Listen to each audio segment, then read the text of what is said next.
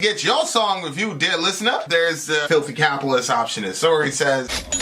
$125 gets you straight to the head of the line. You don't have to be a part of the alliance. You don't have to be part of the group. Wait a minute. And the biggest thing is you don't have to wait. You hop, skip, and jump right in front of everybody. $125 gets you there. You do that 3 times and then get mashed down to the $75 rate for perpetuity. Yes! Also, there is a band review option.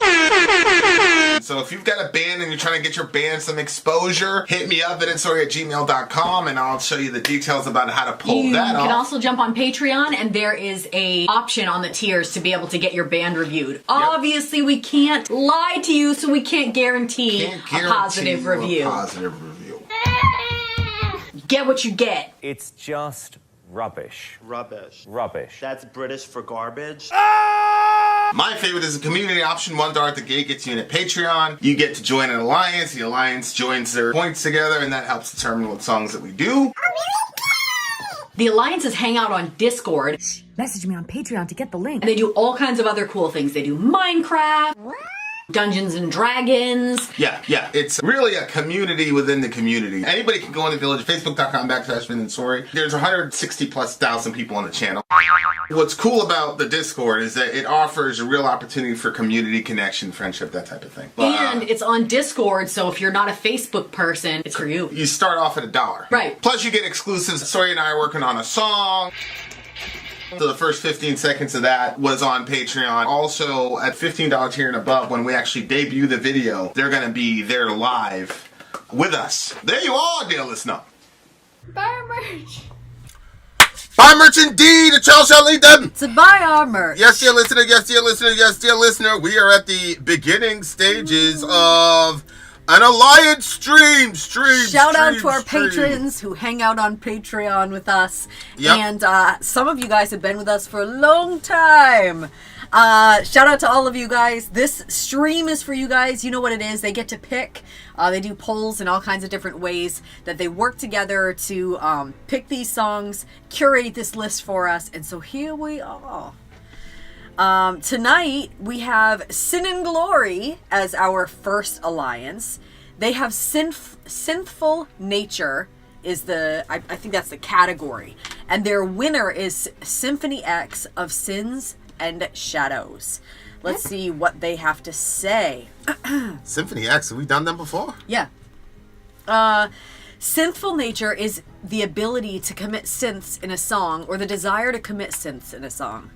It is the free will. Oh, synth, as in... Yeah, synth. Okay. Yep. Synth. Okay, I see what they did there. It is the free will given an artist to choose synths or to choose to abstain from synths.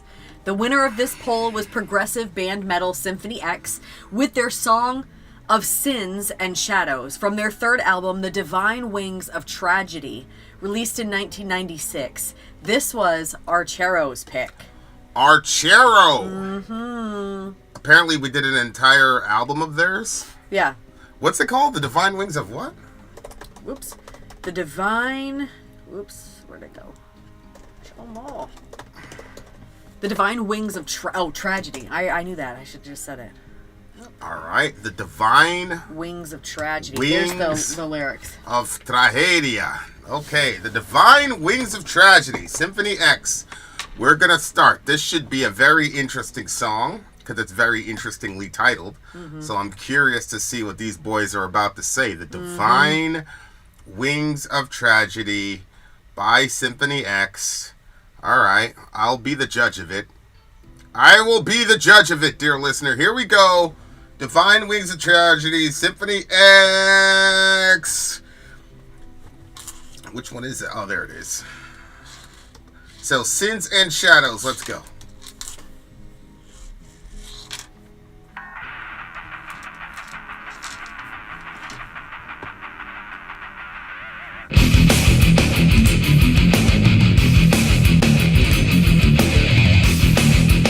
Ah, metal. They're a metal band.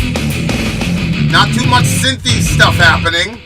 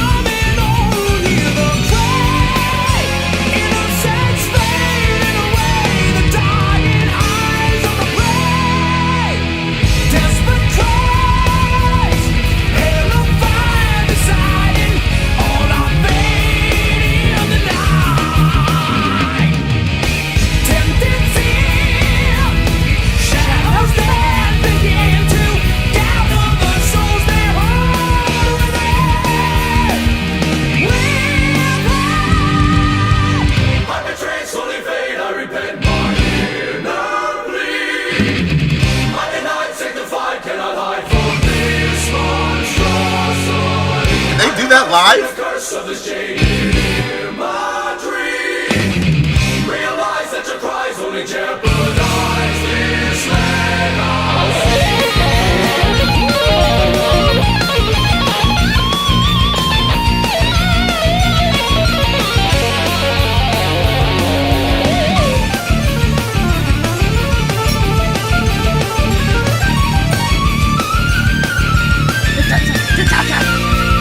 What the hell? Is that a key? That's all guitar, right? Is that all guitar?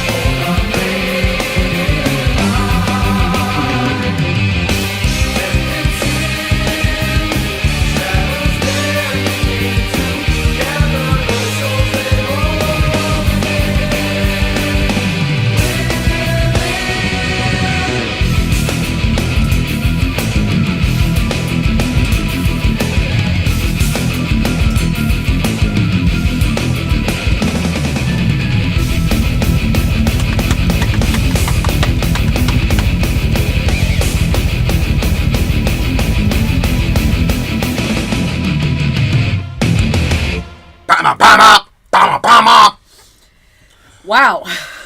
First of all, the harmonization somewhere in the middle of that song, is that something they do live? They can do that live, or is that they get, they just get it pre-recorded? Yeah, pre-recorded. Pre-recorded. I can't help it. I always go back to YouTube. Well, nothing wrong with that. Welcome. So do we. Shout out to YouTube, by the way. We're big fans of them today. So shout out to them. That's true. Yes, we all. Shout out to them. You guys are amazing. Wonderful. Forget anything I ever said. Okay, so I was gonna have to send them some clips. I was like, the fascists at YouTube. The fascists at YouTube, but I can no longer say that about the fascists at YouTube. Shout out to YouTube. Nope. You've been very nice to me. Yeah, very nice indeed. Okay. What do you got?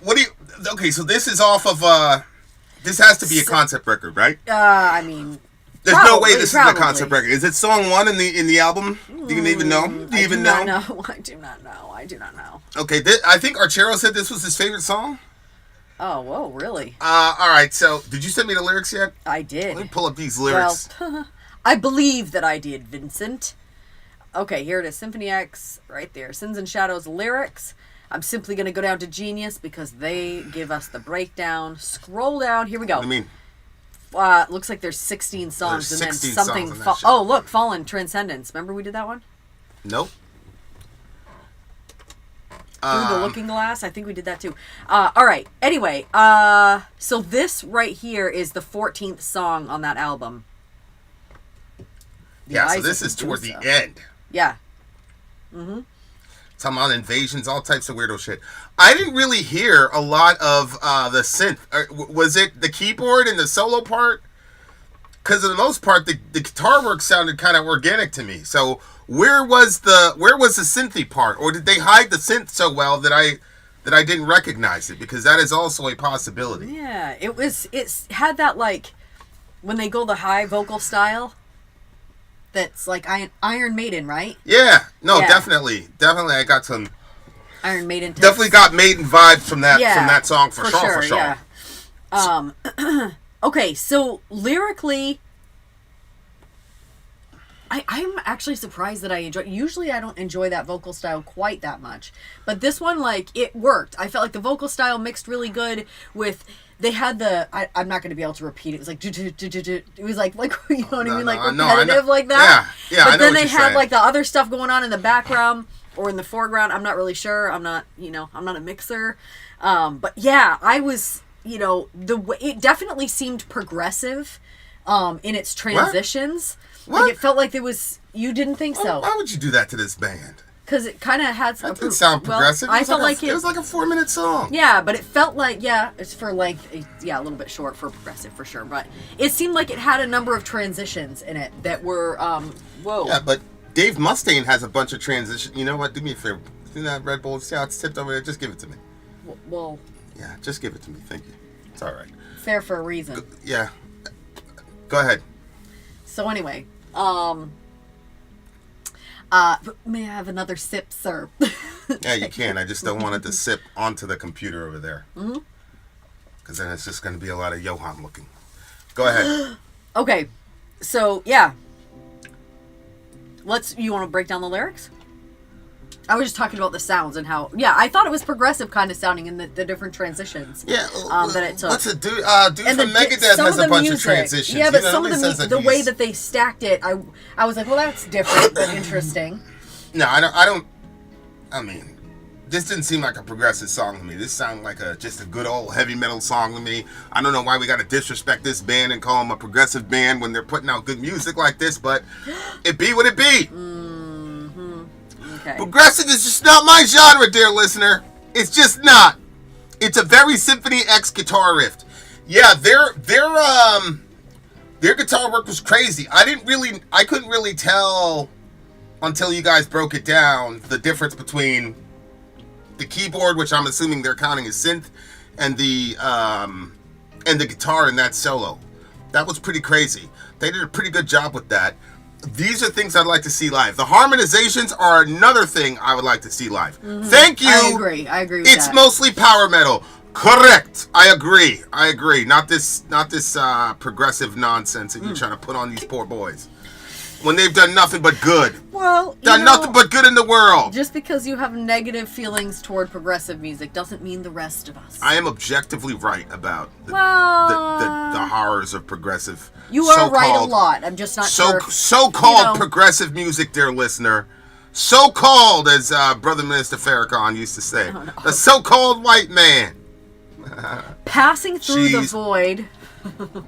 The darkest grand illusion, chaos riding on the wind, destroyed in agony, they create a maddened lair, summon all to heed their cry, innocence fading away the dying eyes of the prey. Desperate cries, hail of fire deciding all of our fate in the night, tempt in sin, shadows then begin to gather the souls they hold within. Okay, so, victims of desire. Oh, this is interesting. So, are they personifying sin and the desire for... Because he talked about the shadows then begin... Tempt in sin, yeah. So, he talked about tempt in sin, shadows then begin to gather the souls that they hold within. Victims of desire, pestilence of their invasion. Forms then take on evil waves, paralyze, victimize. So, do you think that he's like personifying sin as this sort of like predator? Predator for sure, but almost like an end of the world type situation. Well, yeah. Well, I keep going back and forth because I'm like, oh, this has got to be part of some sort of concept record. So there's details and things that we're missing. But yeah, like it's definitely saying that the sin is, well, the temptation, and then the subsequent submission to that temptation is the problem. Mm-hmm. Passing through the void, the dark's grand illusion. Is that what you have at the beginning? Go scroll all the way up. The darkest grand illusion. Okay. This one says the darks. Chaos is riding on the wind. So I could look at this in a lot of ways, like passing through the void. You know, that would be space, space-time. Mm-hmm. And the darkest grand illusion, chaos is riding on the wind, which is very interesting because physicalists believe that we got order from chaos. And we got purpose from randomness.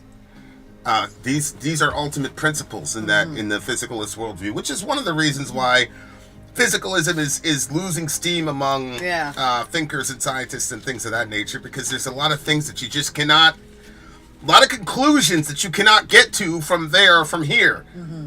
And the ordered nature of the universe, at least the observable universe, to me is just, I just look at it and go, there are really people out there that believe at the quantum level, these things that are like below microscopic at the quantum level, these amazing machines, these nano machines.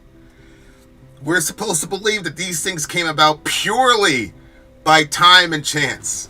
It's ridiculous. And a lot of people think that chance itself has causal effect, and it doesn't. Chance doesn't affect anything. Chance is a description of the probability of something. Yeah. So people say that happened by chance. They're not saying that chance actually has ontology in the universe and that it affects things. Chance is a descriptor of what your probabilities are. And so it's a very interesting opening line. The darkest grand illusion, chaos is riding on in the wind. What's the darkest grand illusion? That's a very good question. I would say that probably the darkest grand illusion that everybody believes in is that matter preceded consciousness. I think that's an illusion, and I think that that is going to be impossible to reconcile with logic, experience, or any other measure that we use to determine what reality is and what reality isn't. I think I would have said that it's the idea that there's any possibility of having your good outweigh your bad. That there's anything else that we could do with our sin other than come to Jesus. That the belief or the trust in anything else other than the mercy of Jesus Christ himself could actually save somebody or, you know, help somebody. Like, you know, I think like a lot of us can feel guilt or, you know, negative stuff, but people are trying to offset that with something. And there's nothing that offsets that. I think that's probably was what I would have probably said. Maybe replace the term chance with happenstance. I don't really think that gets you where you want to go, but you could do that if you would like. Innocence fading away, the dying eyes of the prey. Desperate cries, hail of fire deciding, all out fate in the night. Tempted sin, shadows then begin to gather the souls they hold within. That's an interesting rhyme scheme. Okay, so tempt in sin, shadows then begin to gather the souls they hold within. Victims of desire, pestilence of their invasions forms and take on evil ways. Paralyzed victims, the shadows fall and enter fast from the sky. From the sky, summon all to heed their cry. That's really funny considering all the shit that's going on in the skies of New Jersey at this very moment, dear listener. So you hit the end of his bridge. I've betrayed, slowly fade. I repent my inner plea. I've denied, sanctified. I cannot hide from this monstrosity. I'm immersed in a curse of this jaded imagery. Realize that your cries only jeopardize this legacy. See, are you sure he's not talking about like literal actual sin and the effects of it? Well, I didn't say he wasn't. What are you talking about? It depends on what kind of sin that we're talking about. I think if this is a concept record, there's probably some specific thing that happened because this is toward the end of the record. So something happened. Gather the souls they hold. Yeah, it's interesting of like presenting a person as being a victim of sin, being hunted by sin. And it looks like at the very, very end, he's basically saying, fuck it, I'll just submit to my sinful nature. I'm immersed in a curse of this jaded imagery. I've betrayed, slowly fade. I repent my inner plea. I've denied, sanctified, cannot hide from this monstrosity. It looks to me like he's like, I've tried everything to not be this person, but I am this person. See, look, this is actually the first song on the album. Thank you, Archero. What? I had the feeling that it was. So look. Genius is wrong. Wow. I'm gonna go with by a lot. I'm gonna go with Archero. They put it as song 4. Wait. They put it as song 14. Yeah, song 14. On Genius. I betrayed, slowly fade. I repent my inner plea. I've denied, sanctified, cannot hide with this monstrosity. I think there is a point in time where, definitely with people with religious backgrounds, but even people who don't have religious backgrounds but don't have the nomenclature for it, where people say, I've been resisting this particular thing my whole life because I was told that it was bad. And I can't overcome it. And so I'm either going to, jump off a bridge or I'm going to say, fuck it, that's who I am. And 99% of us say, well, fuck it, that's who I am. And then everybody's just going to have to accept me for who I am. And that's one of those phrases that people say that sounds very like self-confident and all this stuff. But I'm not sure that that's the most healthy attitude to have. Because like, it's interesting because Trump has that kind of affect. He's kind of like, hey man, this is me. I'm gonna call people names, I'm gonna talk shit, blah blah blah blah. It's like we look at him and we go, that's wrong, we shouldn't do that. But then like we look at ourselves and then, because I'm sure he doesn't think he's as bad as we think he is, you know what I'm saying? And but that means like you could be somebody's Trump. You could be somebody that people are looking at and saying, oh, these freaking people. A lot of that shit's in the eye of the beholder, but it's a hard balance between trying to figure out what is, and I think as Christians, we have an advantage on this side. What is actual sin? What is actual bad wrongness versus what is my actual personality? And in Christianity, you have Paul saying it's no longer I who sin, but sin living in me. And so like you're able to disassociate and say, no, that's sin living in me, but that's not me. I don't know if you don't have a Christian framework, how you own and reject your sin at the same time, because that's what Paul does. When he says, I'm doing these things, I am doing these things. The person that you see in front of you, I am doing them. But then he says, but it's no longer I who do them, but sin living in me, because he's living in a new reality, even though that reality is not manifested yet. It's kind of like, that whole thing where the future affects the past. Yeah. And so because in Paul's mind, because you're in a sense already there, like your future secure in Christ, that it then affects the past, which is your current present. So because he's looking to the future and he's saying this is going to happen definitively and literally in the future, it has effects in the past, which is your current present. And so you're able to say things like, it is no longer I who sin, but sin living in me. You're able to say that because Paul is already looking to his future perfected self and saying, that's my ultimate identity.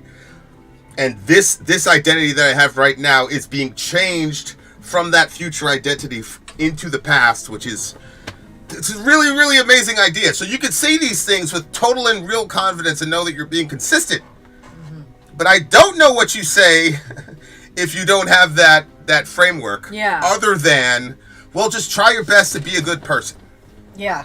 And it's like, okay, like you can try your best to be a good person, and here's what's going to happen. You're going to either run into pride or despair, because on the one hand, if you're honest with yourself, you cannot consistently live up to your own standards.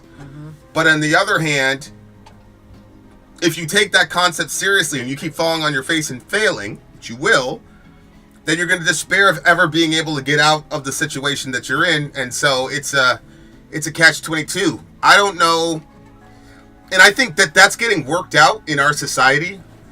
Our secular society doesn't know how to deal with sin. So like you have either cancel culture or you have MAGA culture. And cancel culture says any little thing you say that hurts my feelings is sinful. Even if what you're saying to me is the God's honest truth, anything that hurts my feelings is sinful. And the MAGA people say, man, I am sinning if I don't say some crazy shit to hurt your feelings.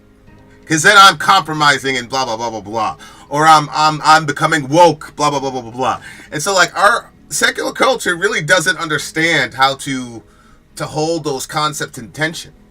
Because there's nobody that atones for your sin. And so you're not able to, like as a Christian, you could say, I suck, I did this wrong thing. It's easy for you to say literally because you've got somebody that paid the price. You've got somebody in the past that paid the price that's now affecting your current. And then because of what he did in the past, you then get perfected in the future, and that future is coming back into your... So like you've got this time and space type thing where you can address sin and deal with it and deal with the parts of you and your society that are wrong and still find a way to say I screwed up, but that doesn't mean I'm totally a lost cause because we have a cross and we have a resurrection. But secularism doesn't have that. They don't have the setup for atonement, and they don't have the setup for ultimate forgiveness, because I think we all instinctively know that a price has to be paid, but we don't know where those lines are. And so we look at everything through the cross. So if Trump says something negative about black people, we're going to say, well, he's got original sin. You know, he's majority white. If we were in a majority black area, there'd be a black Trump that would say all types of crazy shit about white people. Right? And so, like, we have ways of fixing that. But if you're secular, you don't have those categories of atonement and forgiveness and things like that. And so it becomes this random, arbitrary, you know, if Trump says something crazy, we're going to call him xenophobic and racist and all that. But if a black person gets on TV and says something reckless, and we're not going to call him that, there's no consistency, there's no nothing. Then on top of that, it's like they dole out the punishments. It's like, okay, this person's career should be over, this person's job should be gone. And it's not just leftists doing it, right wingers the exact same way. So it's like, it's interesting watching how all of us are trying to figure out how to balance out the very real fact that we cannot live up to the standard. That's what sin is. Whether it's even your secular humanist standard, you can't live up to it on a consistent basis. And at the same time, it's like, well, then how do we not look at each other as lost causes? And I think that's what we're working out in real time right now, in social media and the culture wars and all the rest of it is what it looks like to me. Interesting. Okay. So he's right though in saying that he's immersed in a curse. Like, we agree. Yep. You're absolutely immersed in a curse. That's just a fact. And I don't think you could look at what's going on in our country and the world right now. Type 22 if you think those drones are anything other than just high-tech United States government foo-foo, or whatever you call it. Alright guys, I'm going to give this song, this is a really, really good opening song. I'm going to give you, Genius is drunk, there's only 9 songs on the record. Oh my god. Question, since war always was, how do Christians become okay with murder and battle?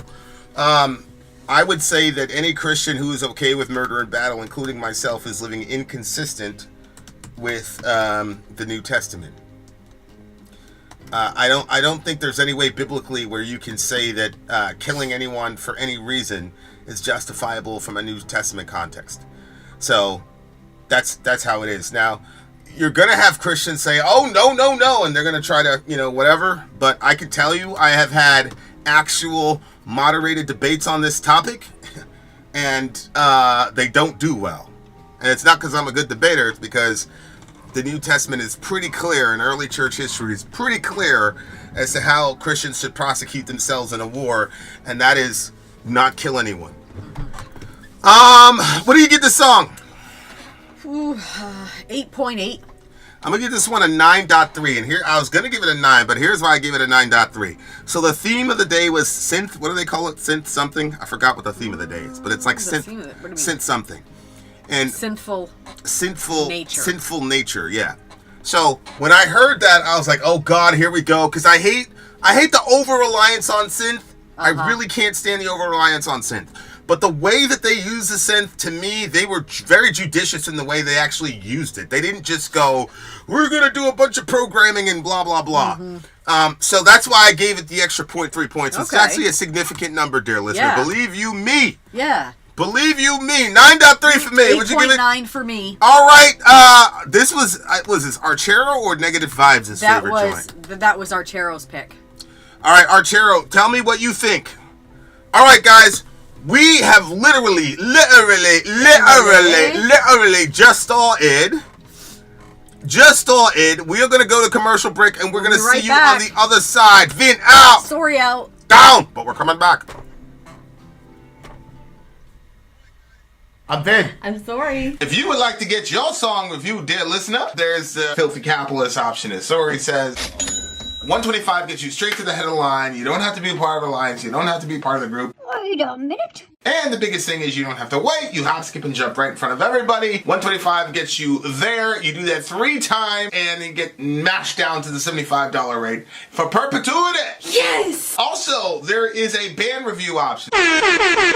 So if you've got a band and you're trying to get your band some exposure, hit me up at itsorry@gmail.com, and I'll show you the details about how to pull that off. You can also jump on Patreon, and there is a option on the tiers to be able to get your band reviewed. Obviously, we can't lie to you, so we can't guarantee a positive review. get what you get. It's just rubbish. Rubbish. Rubbish. That's British for garbage. My favorite is the community option. $1 at the gate gets you in at Patreon. You get to join an alliance. The alliance joins their points together, and that helps determine what songs that we do. The alliances hang out on Discord. Message me on Patreon to get the link. And they do all kinds of other cool things. They do Minecraft, Dungeons and Dragons. Yeah. It's really a community within the community. Anybody can go in the village. Facebook.com/VinandSori. There's 160,000+ people on the channel. What's cool about the Discord is that it offers a real opportunity for community connection, friendship, that type of thing. And it's on Discord, so if you're not a Facebook person, it's for you. You start off at $1. Right. Plus you get exclusives. Sori and I are working on a song. So the first 15 seconds of that was on Patreon. Also, at $15 tier and above, when we actually debut the video, they're going to be there live with us. There you are, dear listener. Buy our merch. Buy our merch, indeed. A child shall lead them. To buy our merch. Yes, dear listener. Yes, dear listener. Yes, dear listener. My big homie, controller of minds in this bitch. What's up, baby? Hello. What's up, baby? Oh, hey. The rest of the picks tonight are from me, Silver Kyrie, and Fally. Okay. Alrighty. Respect to Kyrie, Bible Boogieing alum. Shout out to Kyrie. By the way, all you Bible Boogiers, I have seen the messages. I will come out of retirement for you miserable people. All right, tell the people what they've won. Tell the people the next them song. as soon as I can see that time. Give the people 37:30. what they want. 37:30. All right. So, what we have up next on our Alliance stream is Chat Pile, Frownland. This is the A99 free-for-all poll winner. Let's see what they have to say. We had a free-for-all, anything goes kind of poll most recently, and when we hit the final round, it was between 3 tracks. After a week or so of voting, it was like a tie between all of them. Since we're characteristically behind on picks, I just took all 3. You say we're characteristically behind. Yeah. First winner is a new track from the sludge noise rock band Chat Pile, whom we've just checked out a week ago. They did the Friday the 13th song, Pamela. And here's one that of was their them? newest, yep, that was them. Shiza. Here's one of their newest album called Cool World. The track is called Frownland. All right, let's check it out. Frownland. Chat Pile. Frownland. Vin and Sori. Here we go. Let's do it. Oh my gosh, what is going on? That's a scene from their video. Wow.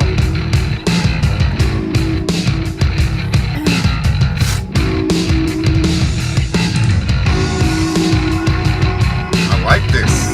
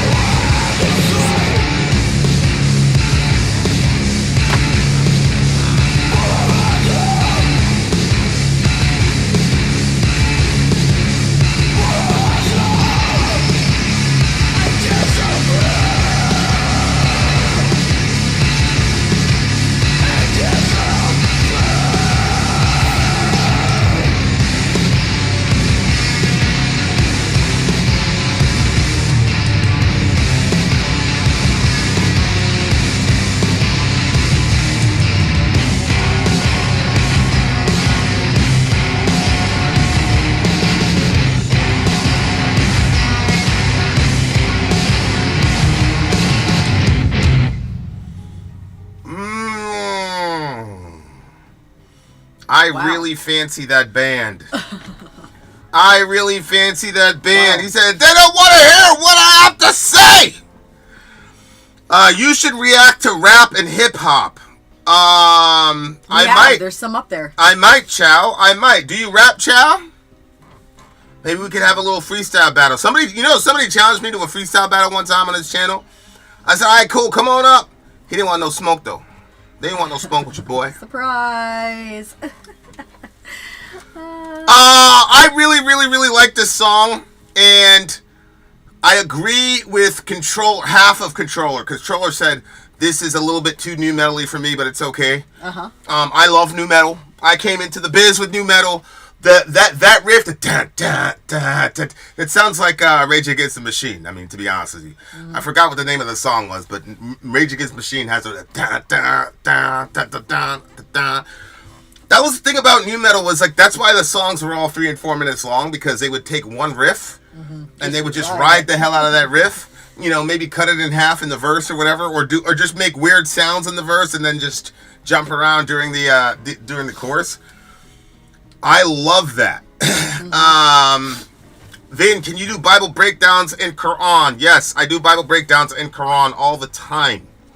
Send me an email, vinitsori@gmail.com. Maybe I'll invite you to one of these groups. Okay, go ahead. What was your thought process?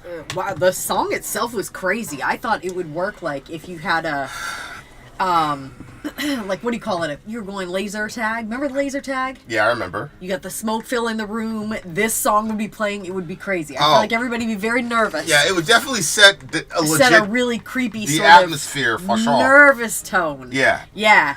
The song itself, I was lyrically a little bit confused at what we were talking about, because he says shadow on the wall, like I was never there, pull the mask down. So I don't know what the mask is. Pulling the mask down, you are hiding your face. So you're hiding under the mask. So I didn't know if it was, at that point, if it was like the, the guy that would kill people. The executioner, yeah.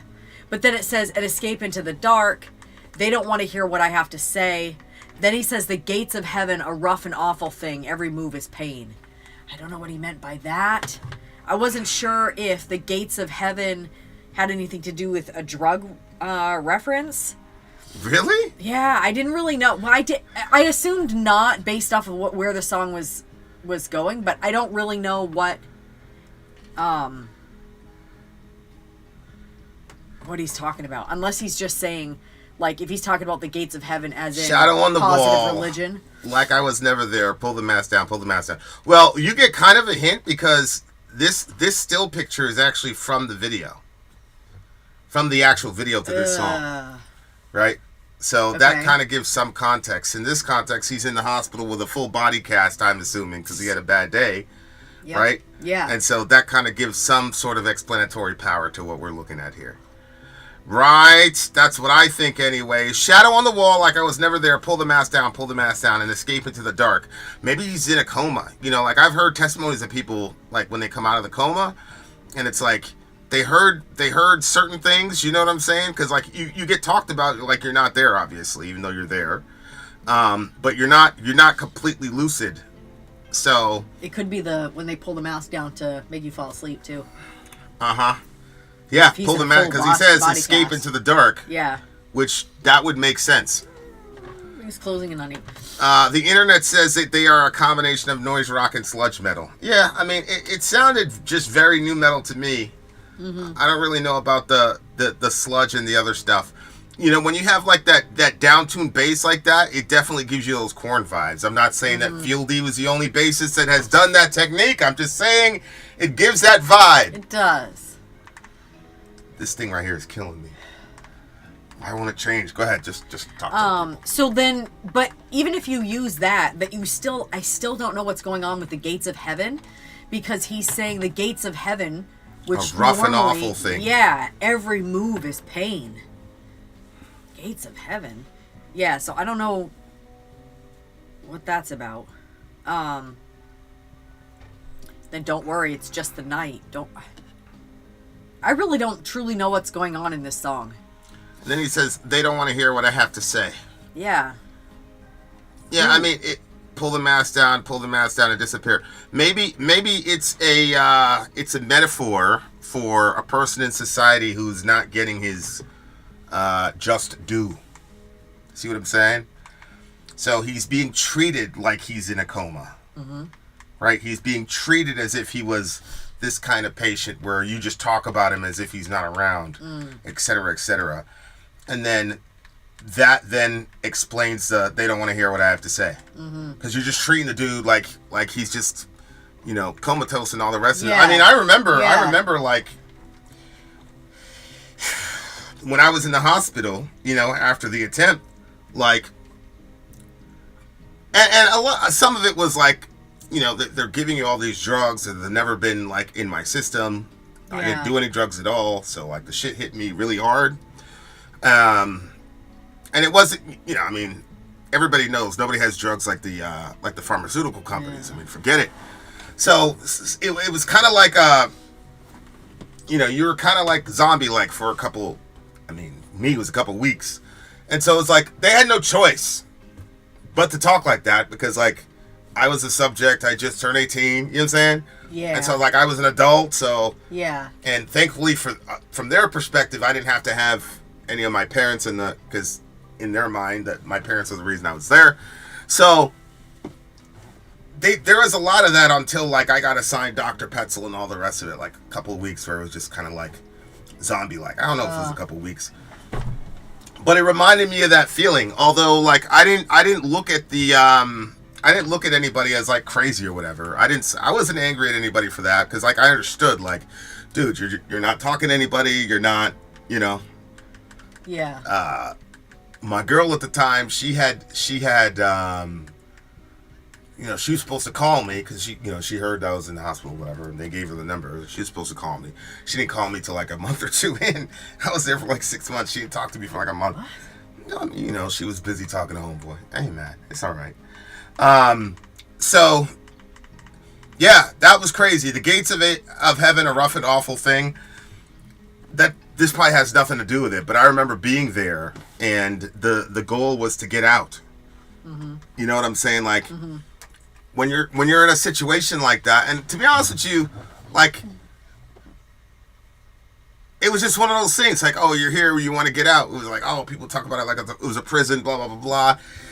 It really wasn't a prison, but like you're there, and it's like you're not in a good place in life if you're in a psych ward for, you know what I'm saying? Mm-hmm. And it's like, welcome to being 18 years old, Vin. You know what I'm saying? Like now you're on your own, And honestly, like I've been on my own since then. But that was a pretty crazy way to enter into the world of responsibility. Yeah. Yeah. In that kind of condition, you know what I'm saying? But I mean, it is what it is. Mm-hmm. There's nothing really that I could have done about it at the time, but it just made me remember that, especially like, he's in a hospital and all that. Yeah. It just looks like it's a metaphor for society. And then it says, pull the mask down, which to your point, what's that, like when they're administering oxygen or whatever? It could be oxygen. It could be when they're putting you to sleep. It could be pull the mask down as in hide, shadow on the wall, like I was never there, pull the mask down. Did we we timestamped this thing, didn't we? I got the timestamp. Yeah, but I don't have Restream to update it. Okay. But I have the time. The first track of theirs we've gone through, that was one about working in a slaughterhouse and how horrifying it is to a person. Mm-hmm. I remember that. Yeah, I remember that. Yeah. All right. Yeah, I mean, I thought that the song was interesting. It had like there was a sort of like familiar sound to it, which I think was probably like the Korn influences, like you said. Yeah. But yet at the same time, it was something that felt like a little bit like different. Maybe it's different as in we don't get songs like this a lot. So I'm gonna give this one. I think I'm gonna give this one an 8.9. See, I tried to write a new metal song, for that first one. And that's why it's so hard, because like I think I just talked myself out of it. I'm like, oh, that's too easy, or that's too repetitive. It's like, it's new metal, dummy. Like, it's supposed to be like that. So I kind of undo this thing. It needs AAA batteries, I think. Yeah, so I like this song. There was not a lot of lyrics, but that's one of the reasons that I am the way that I am with the kids. You know, because I make sure I genuinely want to hear what they have to say, because I think I just had a fight with one of the kids, actually, because something happened and like we didn't get something in time, and I was like, she didn't tell you to, and she's like, well, she told me there was a package there, and I'm like, and you couldn't put that together? And she goes, well, if you want us to pick up your package, you need to tell us directly. And I'm like, oh no, she said you need to communicate. And I looked at her and I'm like, okay, that's fair. Gave her the finger and I was like, fucking, how dare you? But she was right. Nothing you could do about it. She's right. Shout out to the kids. Well, shout out to her, but whatever. Fucking kids. And they take this whole like. Sometimes I'm getting ready and I can be your own person. Well, did you hear the conflict? I did. You couldn't jump in. You should have said like that was my fault. I shouldn't have done that. You know. I was. That would have been a grown woman thing to do. My fault. Yeah. Because you didn't communicate to her like that. You needed it to get picked up. Right. I wasn't planning on her picking up the Like I thought it would be cool if they picked up the package, but I completely forgot that they close that if we don't go over there for a certain time. Anyway. So yeah, I just was watching the whole the engagement come down here. Yeah. And Shorty, it was interesting. You know, I'm not mad at her. You know what I'm saying? I was frustrated, but I'm like, you were. I'm like, I mean, I was like, well, I really should be mad at Sori, to be honest with you. I can't be mad at the girl. I should be mad at her. So yeah, there you go. But I don't want to be mad at her because I got to work with her. But anyway, and yet here we are. Yeah. All right, I'm going to give this song a solid 9. I do want to hear what you guys have to say. Yeah, I'm going to give this one a 9 as well. 9 as well. All right, you beautiful people. We'll see right you back. on the other side of the songs, break. Vin songs. out. Sorry, out. Who selected this song? Well, remember they said it was like a compilation. There was Fally. There was, I think, Negative. Silver. Like Silver. Okay. Yeah. All right. We'll see you losers on the other side of the break. Vin out. Sorry, out. Go. What's the next song called? I'm Vin. I'm sorry. If you would like to get your song reviewed, dear listener, there's the Filthy Capitalist option. As Sori says, $125 gets you straight to the head of the line. You don't have to be a part of the alliance. You don't have to be part of the group. Wait a minute. And the biggest thing is you don't have to wait. You hop, skip, and jump right in front of everybody. $125 gets you there. You do that 3 times, and you get mashed down to the $75 rate for perpetuity. Yes! Also, there is a band review option. So if you've got a band and you're trying to get your band some exposure, hit me up at itsori@gmail.com, and I'll show you the details about how to pull that off. You can also jump on Patreon, and there is a option on the tiers to be able to get your band reviewed. Yep. Obviously, we can't lie to you, so we can't guarantee a positive review. Get what you get. It's just rubbish. Rubbish. Rubbish. That's British for garbage. My favorite is a community option. $1 at the gate gets you in at Patreon. You get to join an alliance. The alliance joins their points together, and that helps determine what songs that we do. The alliances hang out on Discord. Message me on Patreon to get the link. And they do all kinds of other cool things. They do Minecraft, Dungeons and Dragons. Yeah. It's really a community within the community. Anybody can go in the village, facebook.com/VinandSori. There's 160,000+ people on the channel. What's cool about the Discord is that it offers a real opportunity for community connection, friendship, that type of thing. And it's on Discord, so if you're not a Facebook person, it's for you. You start off at $1. Right. Plus you get exclusives. Sori and I are working on a song. So the first 15 seconds of that was on Patreon. Also, at $15 tier and above, when we actually debut the video, they're going to be there live with us. There you are, dear listener. Buy our merch. Buy our merch, indeed. A child shall lead them. To buy our merch. Yes, dear listener. Yes, dear listener. Yes, dear listener. We are in the midst of a Patreon Alliance stream, dear listener. The Narcissist Cookbook. The Narcissist Cookbook. My God. There's so many things I could say. The Absolute State of the Union is the name of the song. Vinny's going to give me that timestamp. 57:26. You should just do 5745. 5745 it is. The absolute State of the Union. Okay. Oh, the third winner of the free-for-all poll is a long track by the group The Narcissist Cookbook titled Is it now? The Absolute State of the Union. It's probably best if you just go into this one blind. There are a lot of lyrics. So prepare yourselves. All right, you guys. Yep. See, my mom used to say, see, Vin, you give them an inch, you take a mile. She used to say, Vin, when people allow you to bend the rules, make sure you don't bend before they break, because then they'll go back to those other rules. So my mom used to say, don't take advantage of my kindness. That's what my mom used to say. All right, guys. Having said that, it's natural order, Wise baby. woman. It's natural. It's natural order. It be what it be. All right, here we go. The Narcissist Cookbook, The Absolute State of the Union. I'm actually pretty intrigued to hear what these lyrics are going to be, though. I'm not going to lie to you. Do you get the lyrics up? Yeah, I already sent them to you. All right, Narcissist Cookbook. Here we go. Bada bing, bada boom, bada bang. Cha, cha.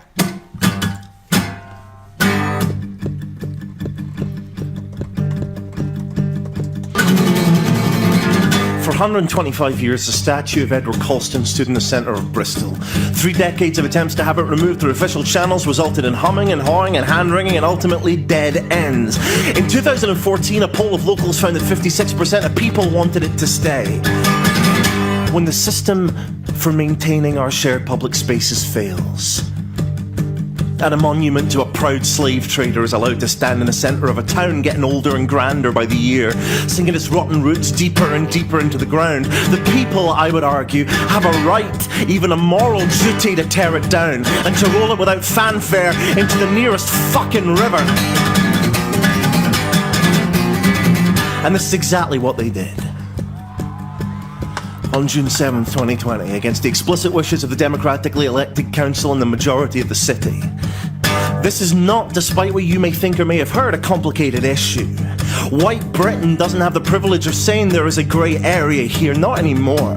We have been living comfortably in the grey area for hundreds of years and failing to do the bare fucking minimum for the people we have transplanted over here against their will. It is hard to not feel more than a little cognitive dissonance when your country tells you that racism is a thing of the distant past, while a monument to a professional racist stands towering over a major city with his chin resting lazily in his fucking palms.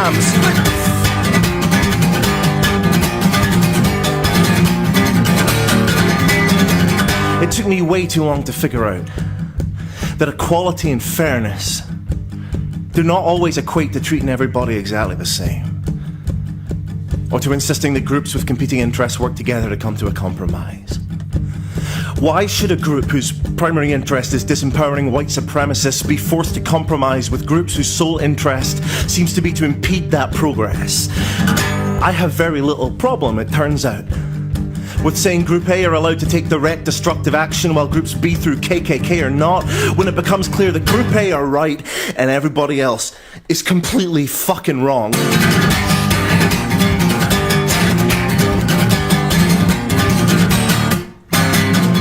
And believe me when I tell you that it pains me to say that on some level.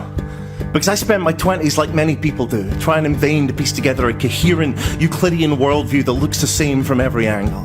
Trying to understand where everyone was coming from. Arguing that morality is relative and that good and evil are primitive ideas and that there is no right and wrong besides the laws we agree to as a collective and blah blah blah fucking undergraduate entry-level bullshit. To hear myself today argue that property damage and vigilante justice can be perfectly acceptable means to achieve particular ends, and are in fact sometimes the only way to get justice in a system as fucked up as ours is, goes against everything I used to believe in.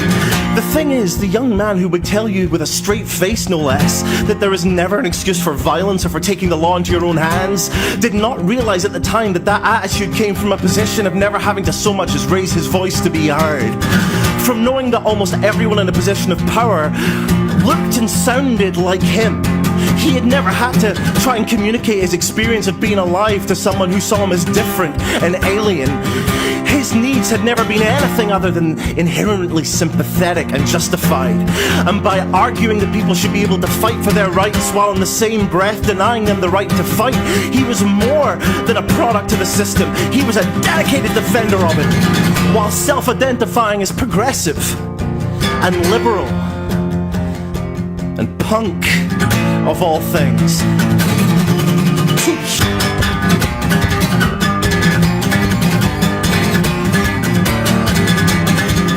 You know, at the bottom of everything, I think he was threatened by the idea that someone might one day come along and take from him what was never rightfully his to begin with.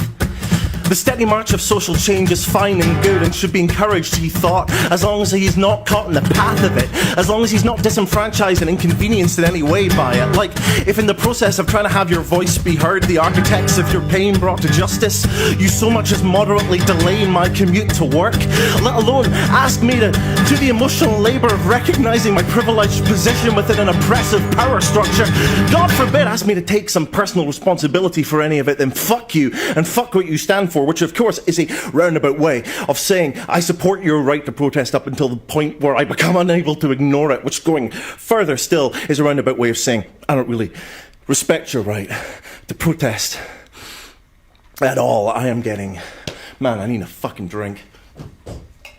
I'm getting way too wrapped up in the peaceful protest debate, which I did not intend to, which I think is a large part of why the people in power are addressing that angle. So they don't need to address the actual reasons people are toppling statues.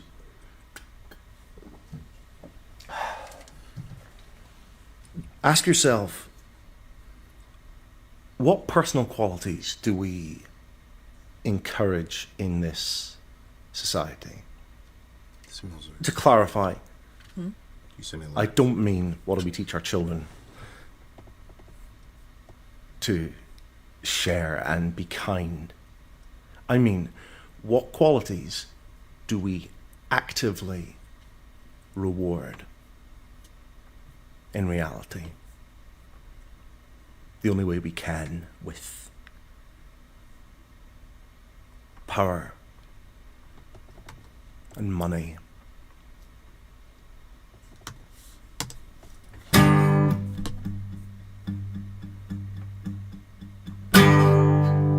Dishonesty,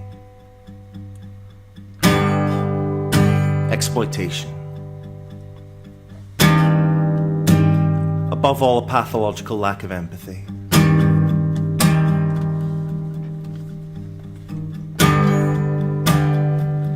These are the traits our society fosters.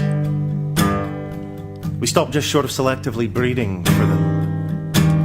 And the people who truly embody these values, the people most willing to lie or take advantage of others, are the ones who rise to the top by virtue of their willingness to seize and protect that power by doing what others will not. They become the people who run our institutions, the people who plot our trajectories. They start our wars and they write our laws. And not coincidentally, these are the people whom we enshrine in history. These are the people we erect statues of.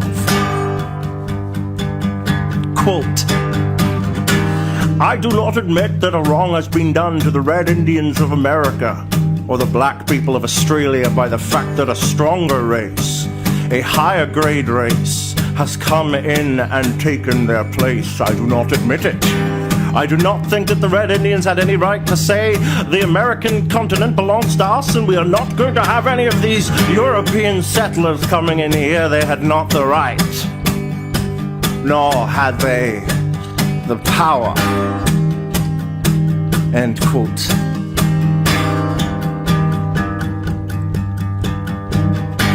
That was Winston Churchill,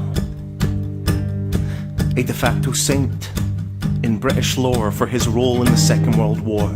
And there is no doubt that Britain under Churchill's government played a central part in defeating Hitler and the Nazi regime, who were directly responsible for the deaths of 18 million people, compared to I don't know. The 4 million Bengalis Churchill killed by taking their food away during a famine. A people he said he, and I quote, hated, and blamed their slow agonizing deaths on them breeding like rabbits. He was a man who boasted of personally killing savages in the Sudan, and he got mad at others for their squeamishness when they objected to his suggestions that they shell uncivilized tribes, his words not mine, with poison gas. And remember that the others objected. Those were not universally held beliefs at the time. His own Secretary of State for India described his attitude as not quite sane, and that he couldn't see much difference between Churchill's outlook and Hitler's. He couldn't see much difference between Churchill's outlook and Hitler's.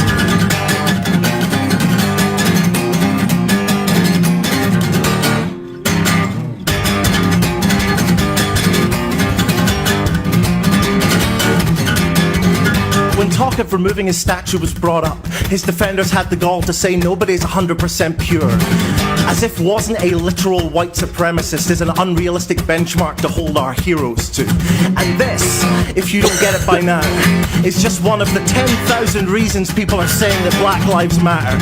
Because for decades upon decades, the response to criticism of this fucking cretin who was voted by our country to be the greatest Britain was to be told with a patronizing pat in the head that to take his statue down would risk us forgetting our history. As if the records of the British Empire's atrocities weren't bundled into crates at the Empire's end and sent to the bottom of the sea. That it would be akin to photoshopping out our blemishes. As if anyone has ever built a statue to someone as a monument to a single one of their misdeeds. As if Winston Churchill and Edward Colston and Cecil Rhodes and John Mitchell and Oliver Cromwell and Horatio Nelson and the Roberts Milligan, Clive and Baden-Powell were all uniquely complicated men who represent the very best of what it means to be British.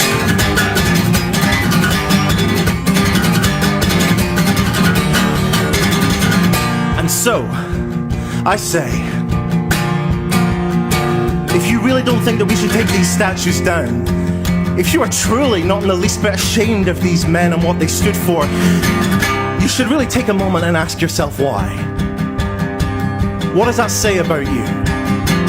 And if the answer you get from your conscience is that these men deserve the symbolic power we have bestowed upon them, then why not double down and put busts of these great Britons up in every town centre?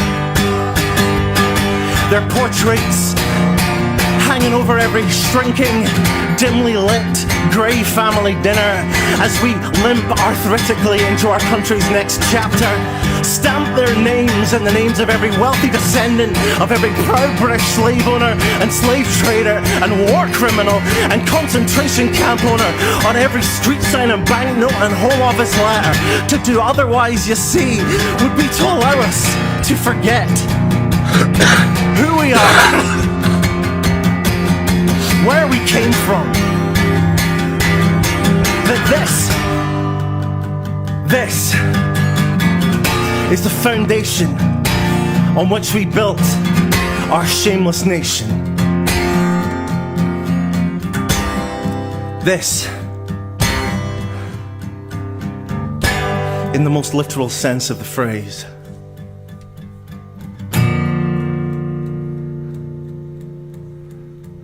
is us.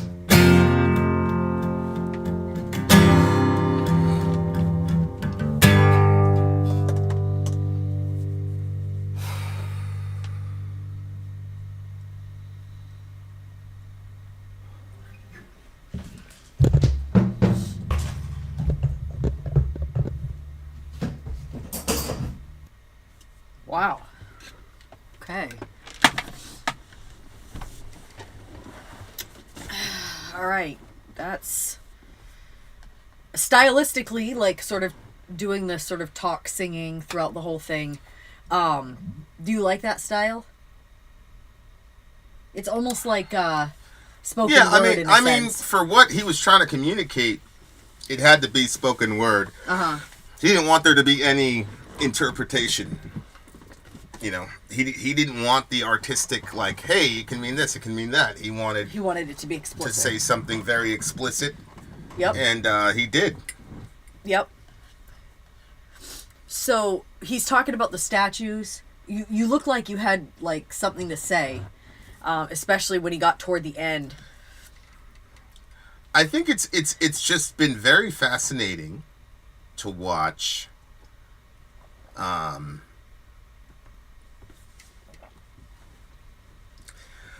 See, when you start reading Cornelius, you start reading Van Til and all these people in the presuppositionalist camp that basically says the Christian worldview is the only consistent worldview and every other worldview is self-stultifying. Right? That's the claim of presuppositionalists.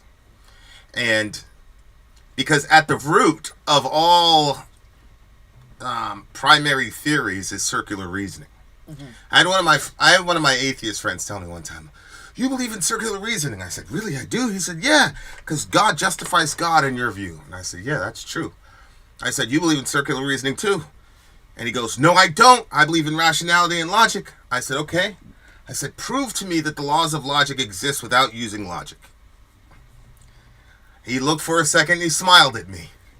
He said, "I can't." And I said, "Right. So ultimately, your worldview is circular as well." And then he said, "Well, how do we know which one is real?" And I said, "The person who can remain completely consistent with their worldview, no matter what subject comes up, is the one with the correct worldview." Yeah. So I look at what's happening in modern liberalism, particularly modern white liberalism. Modern white secular human liberalism. So secular humanism is basically, we could be nice to people. We don't need Jesus as like God, right? We could look at Jesus as an example, but you could look at Gandhi, you could look at Buddha, you could look at whoever. Are they the people that believe in the collective good? What do you mean collective good? Like that people are like mostly good, and so you could say, hey, if this benefits society, then this is the direction we should go in. Oh, yeah. The assumption of human nature to most secular humanists is that we're basically good. But when we were coming up in the 90s, we were true postmodernists. You have a truth, I have a truth. It is what it is. You believe what you believe, I'll believe what I believe. Don't shove your beliefs on me, I won't shove my beliefs on you. Mm-hmm. Ever since Donald Trump, Donald Trump became the end of moral relativism. Mm-hmm. Because it became very fascinating, because it went from, you can have your truth, I'll have my truth, as long as we don't force ourselves on each other. And then it became, if you voted for Donald Trump, you are a fascist. That's true, yeah. Right? So it's interesting, too, because he basically said, hey, moral relativism, and he's saying, well, that doesn't actually work in the real world. So in the 90s, when there was nothing at stake, especially in America, there was no 9/11 happening. Nobody wanted to come over here and fuck with America. All we were worried about was Socks the Cat and Bill Clinton going for his little jogs. We had no idea how good we had it. When you're in a world like that, of course.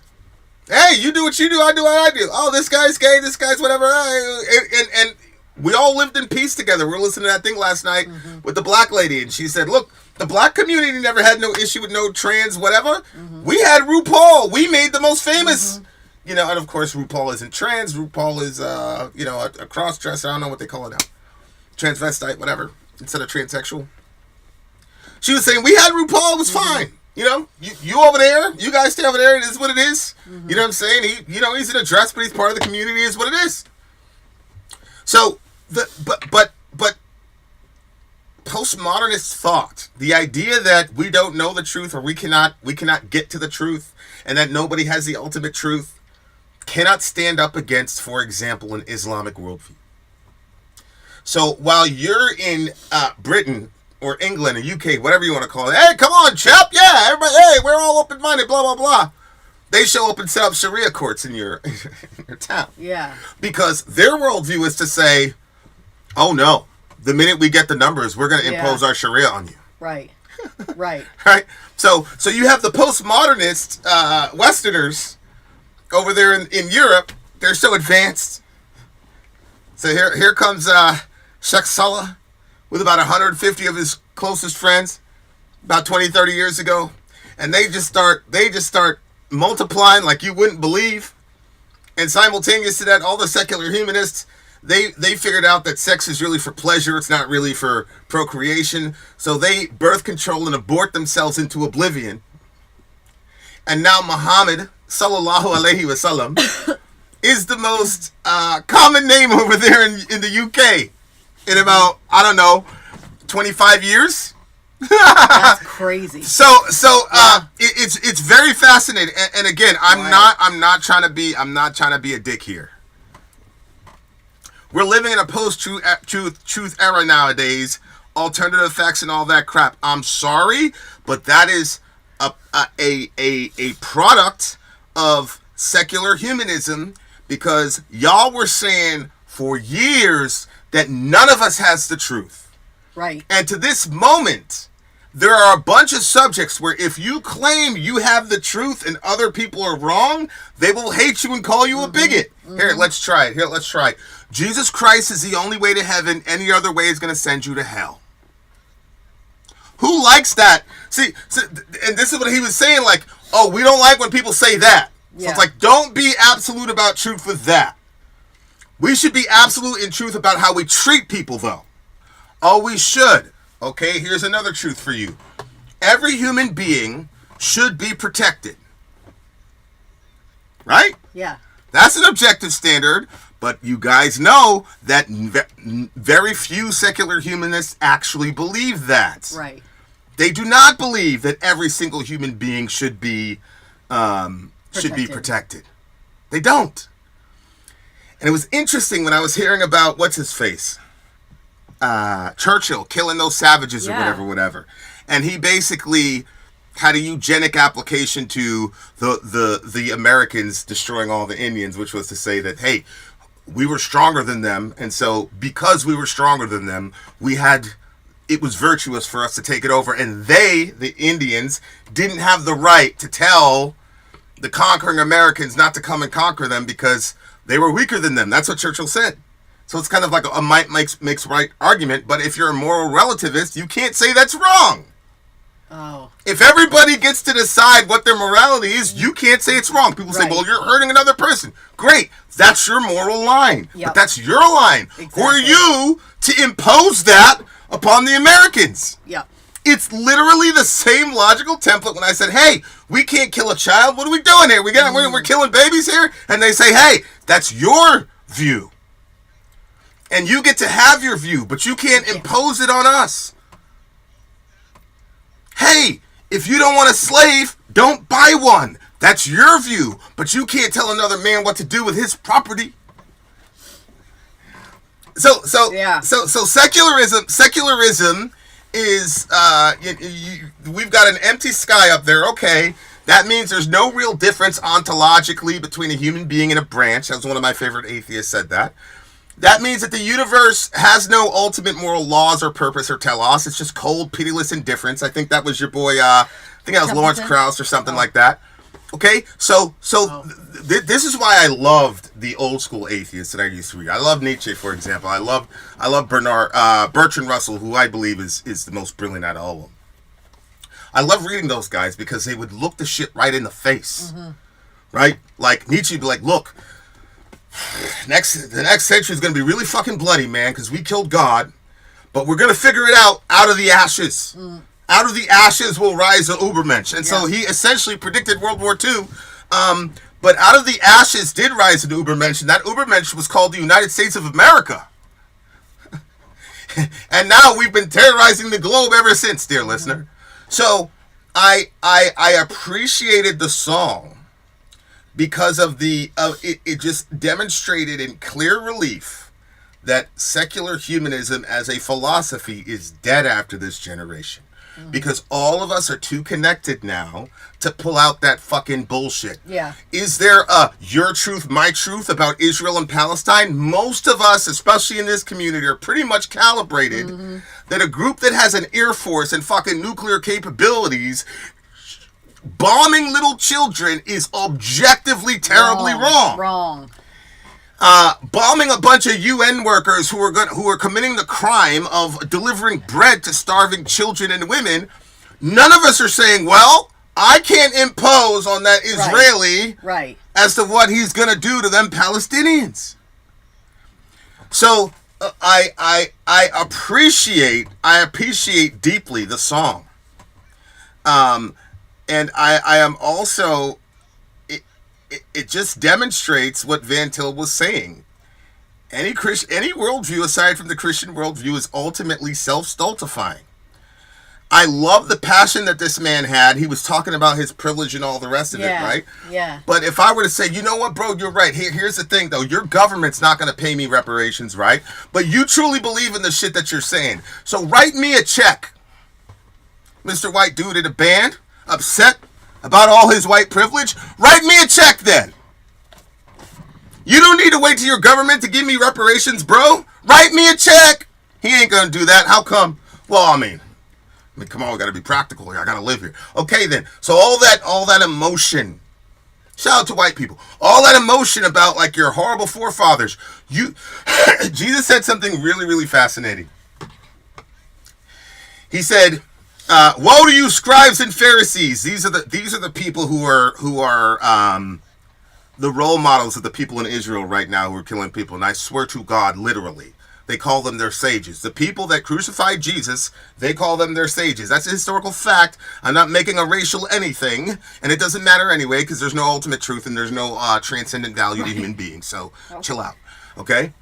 But Jesus said to the scribe, he said, "Woe to you, scribes and Pharisees, hypocrites." He said, "You decorate the graves of the prophets, and you say, if we had been there, we would not have done what our fathers did." And then Jesus said, "So you testify against yourself that you are the sons of those who murdered the prophets." And what is Jesus saying? What Jesus is saying is that's what he said. So upon you will come all the righteous blood from the blood of Zechariah, son of Berechiah, who you murdered between the temple and the altar. From the blood of Abel to the blood of Zechariah, son of Berechiah, who you murdered between the temple and the altar. All these things will come upon this generation. Okay, so Jesus is saying, the reason I'm going to blame you guys for all the death when you weren't even there is because all of you guys are the same fucking person. You're decorating the graves of the prophets because the prophets can't talk shit about you anymore. The prophets have been silenced. It's the same reason. Dr. King had a 75% disapproval rate by white America when he got killed. And now we got Martin Luther King Day. So that anytime you Negroes start getting uppity and take to the streets, whose cadaver do they bring up out of the ground? Dr. King. Yep. Oh, we made a Dr. King Day. Right, because he can't talk shit about you no more. Oh, Dr. King was nonviolent. Oh, but you still threw him in prison when he was around. Oh, you know, Dr. King believed in God, but you guys called him a Marxist. To this day, you still got these right-wingers calling him a Marxist, right? So it's like, this guy is out here, like, condemning his folks. But he doesn't take any account of himself and the fact that you could do something. Mm-hmm. You could impoverish yourself if you really, truly feel that bad about it. You could simply impoverish yourself and give all that money to black people, to Native Americans, indigenous people in Australia, whoever. And then you can live on the street, but you'll be able to do it with a clear conscience.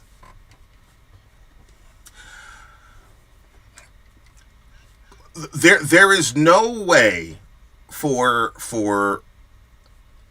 these are massive, massive, massive topics. How does one deal with the atrocities committed by your fathers when you are now a direct beneficiary of their evil actions? Mm-hmm. How do we embrace the impulse to honor our father and mother as we're commanded to in the Bible, and as most secularists would say is generally a good idea, honor your parents, while at the same time wrestling with the fact that our parents were fucking evil? My brother was talking about the sins of his group. I'm going to talk about my group.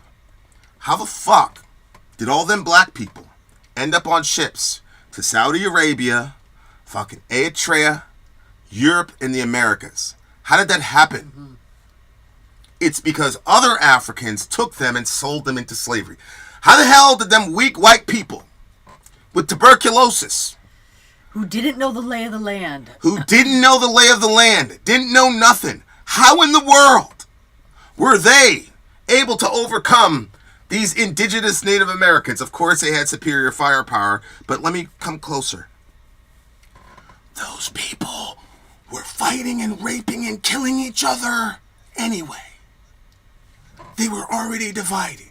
It wasn't like you had the innocent Native American and then they were all living in peace and harmony and then on came the Europeans. Mm-hmm. No, that's not what happened. That's why that movie Apocalyptico was such a brilliant movie.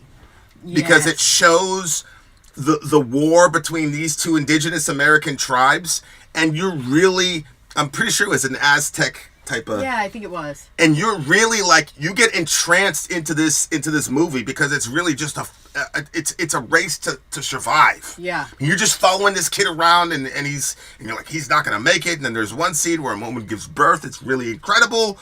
Very primal, very like, damn, women are like, I remember watching that and be like, women are the closest thing to God. Oh my God.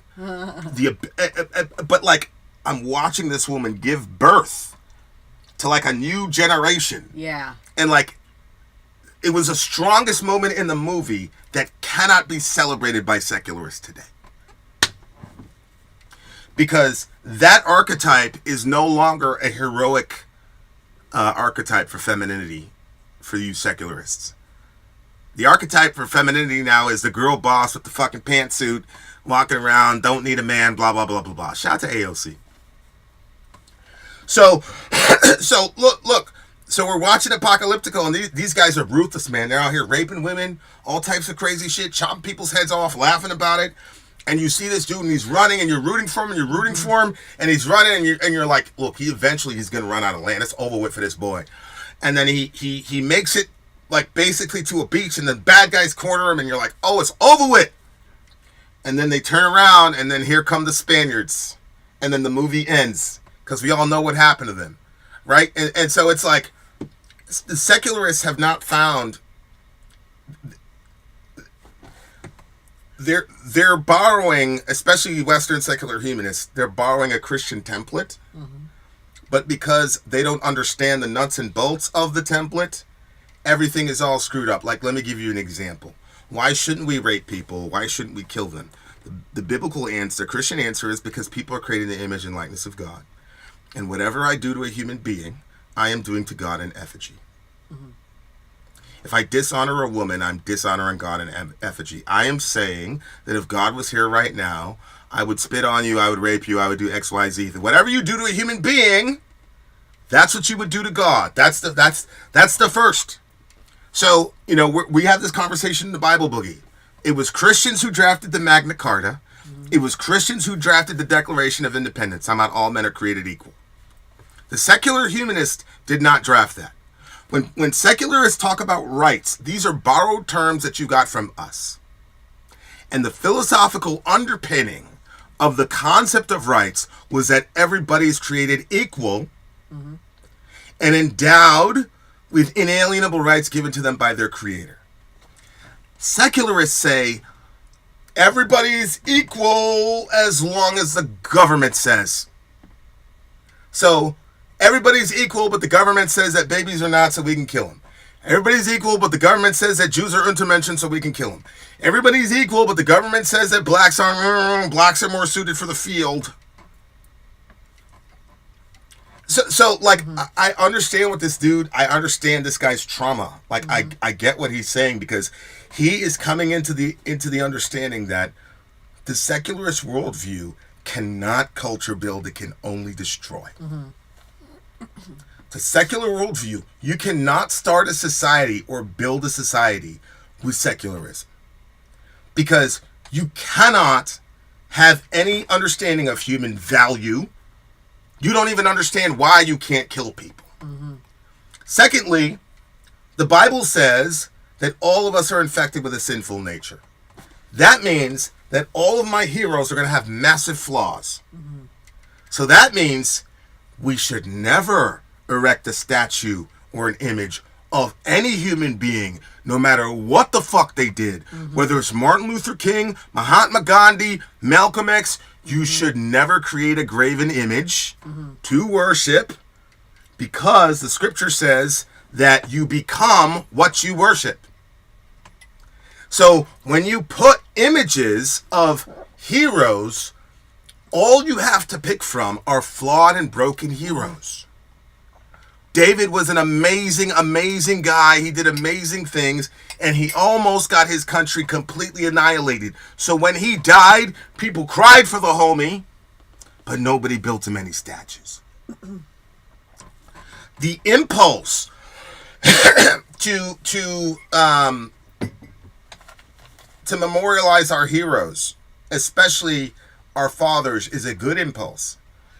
But when you don't have a doctrine of original sin, what's going to happen is the pro-Churchill people are going to say, I don't want to hear about all that shit he said about killing Native Americans. I don't want to hear that. Look, he overcame Hitler, okay? Nobody's perfect. And then this guy is saying, you're out of your fucking mind. The people closest to him said they couldn't see much difference between him and Hitler. Newsflash, here's where we're going to lose half our subs.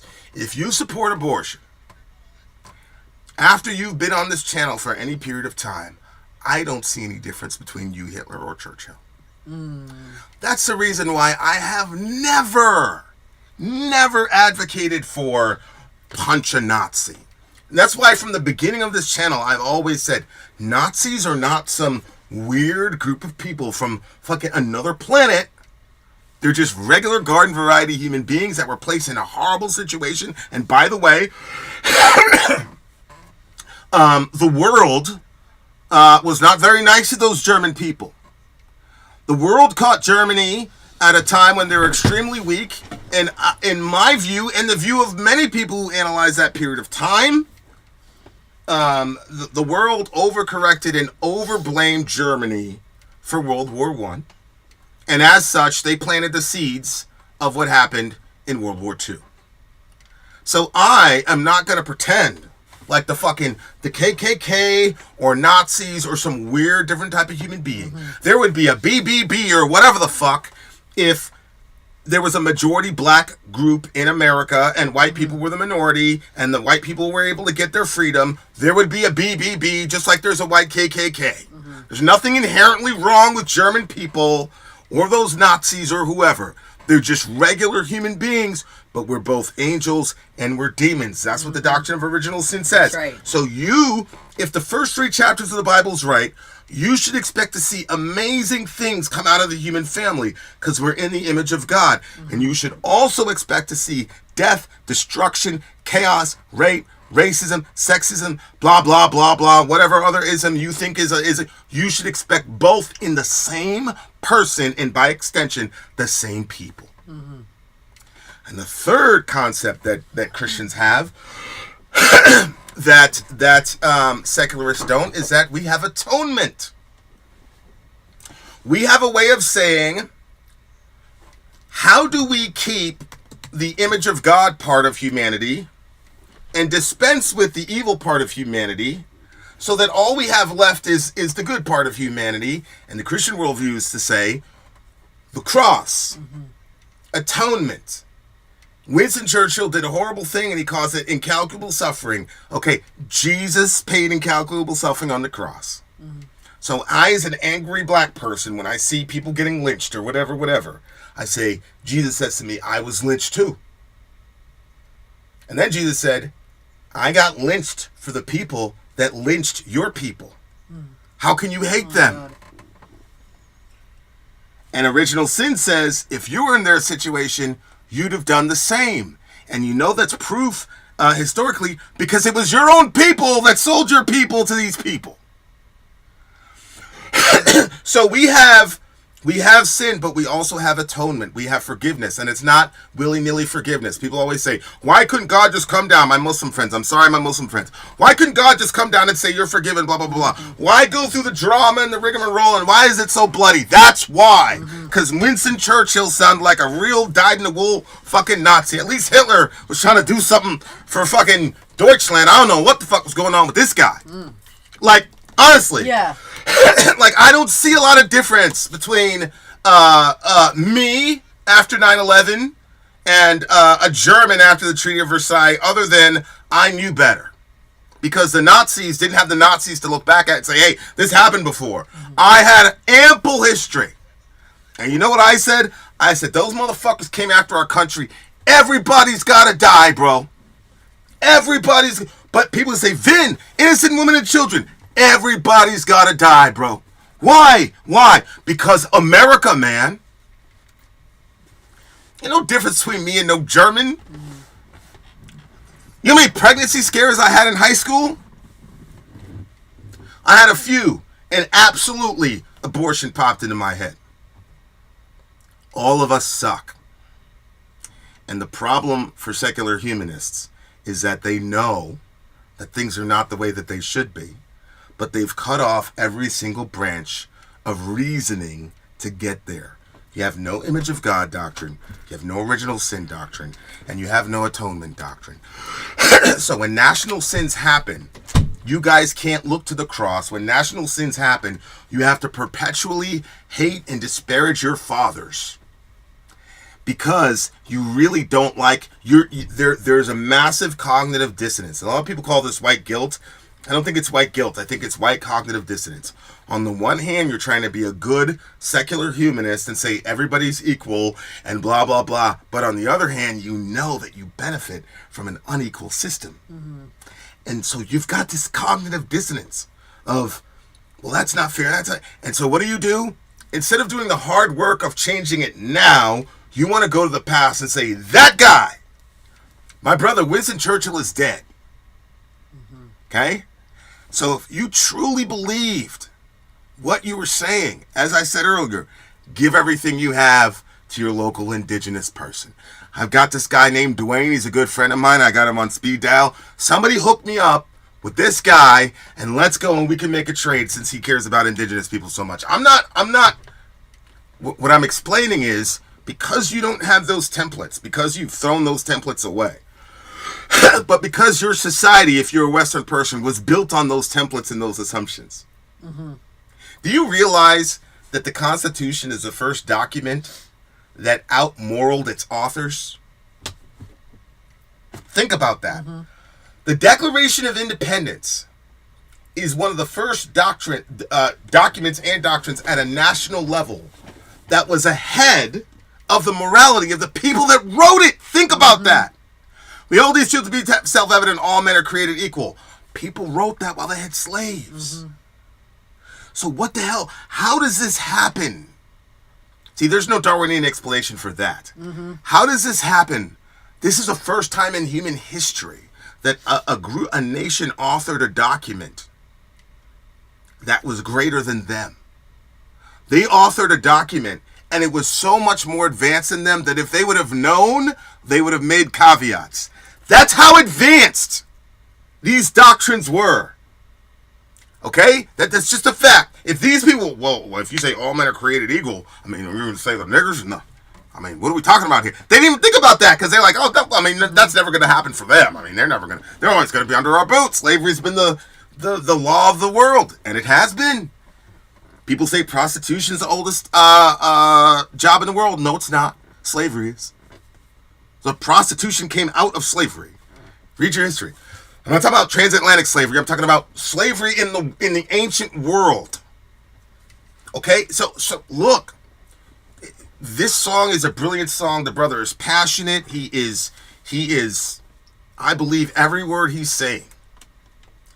But I don't have a problem. This is one of the reasons. I've told this story before.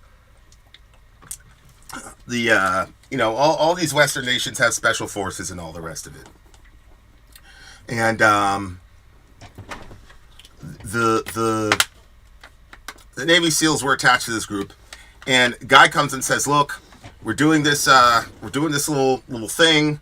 We're in an American kind of outpost, but we want permission to be able to do this thing. This, German warriors, whatever." And they said, "Absolutely." And then they said, "Can we come?" And the guys kind of looked weird, and they said, "Yeah, you guys can come." Well, you know what they were doing? Again, these are German special forces. They were goose stepping. Okay? This is a little march that Hitler and the SS had. Oh. They were Goosted. They had the little ritual, whatever, and they were doing Nazi signs and all the rest of it. And you know what those Navy SEALs did? Not a damn thing. Because they understood it's a warrior's tradition, and their fathers were Nazis. And so they're going to do the shit Nazis do. That doesn't mean they're Nazis. What it means is their fathers were creating the image and likeness of God. Okay? So on that aspect, they're celebrating that. They know that what their fathers did was horrible. They know that. But they still are going to honor their fathers, but they're not going to do it on a giant public scale because they'll be arrested if they do that in Germany. Okay? The Germans reacted to the whole thing by just arresting people. They'll put you in prison if you question, I mean, all types of crazy shit. But my point is, like Chesterton said, if you're driving or whatever and you see a guardrail, you better make fucking sure you know why that guardrail is there before you take him off. Talking about your freedom. Yeah. But I'm sorry, man. Like this, some are more equal than others. Agree. And we can see it in a book like Animal Farm, but we can't see it in our generation. We can say, man, them white folks back then were terrible. They enslaved people. Oh my God, they're horrible. And you're out here on, what was that thing that got banned in Florida? You're out here on Pornhub. That's not slavery? That's not slavery? What happens to a young lady if one of those videos goes out in public? Can she teach anywhere? She gonna get hired? And if she does get hired, she's gonna walk around for the rest of her life with that stigma, terrified, because the minute she gets found out, she's getting fired. You mad at the Holocaust? Dear listener, we're at 60 million abortions over here in the United States. People say, oh, only 1%, 9-month abortion. Oh, just 1%. I don't know. What do you think 1% of 60 million is? Go ask Grok what 1% of 6. We have done horrible things, and we will continue to do so. There is no difference between me and Adolf Hitler. None. The only difference between me and Hitler is grace. The only difference between me and Hitler is grace. The only difference between me and Andrew Jackson, the disgusting slave owner who raped and was particularly harsh and is probably in the ninth circle of hell, inshallah. The only difference between me and Andrew Jackson is grace.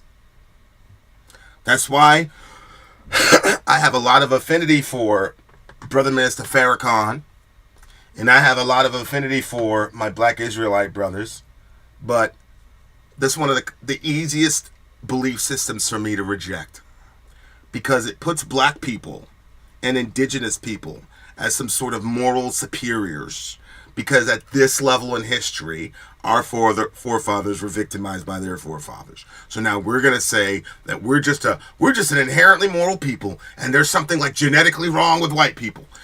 The minute I hear that shit, I'm like, nope, over with. Sorry.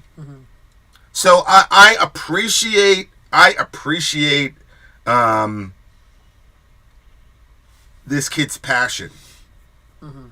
He is extremely passionate, and I respect it. And I think if he sits down and really thinks it through, then he's going to become a Christian. Because we're the only ones that have a solution for this. Image of God, original sin, atonement. Okay? That's what cultures are built on. Yep. Literally. Those three attitudes are what culture is built on. And the founding fathers were really good with the first two. Well, the document that they wrote. Not very good with the third one. Our culture is an unforgiving culture. We want to drag people. We want them to apologize. And then when they don't apologize, it's not sincere enough. And blah, blah, blah. And no matter what mistake you made, we're never going to forgive you. And people wonder why Donald Trump skyrocketed to popularity. It's because you got a bunch of people saying, look, I know I'm not perfect, but you're not giving me a way out.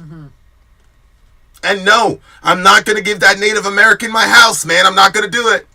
So if those are the only two choices, then fine, I'll be a nasty fascist. Call me whatever you want.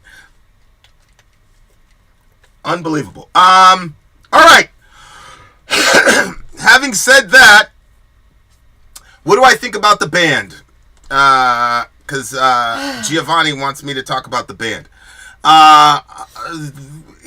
We're playing one or two chords, so I don't really know my opinion of them as musicians. Mm-hmm. This was more of a spoken word thing. Yeah, the lyrics were heavy. I think he obviously meant it to be to spark these kinds of conversations. So that's what I think of the band.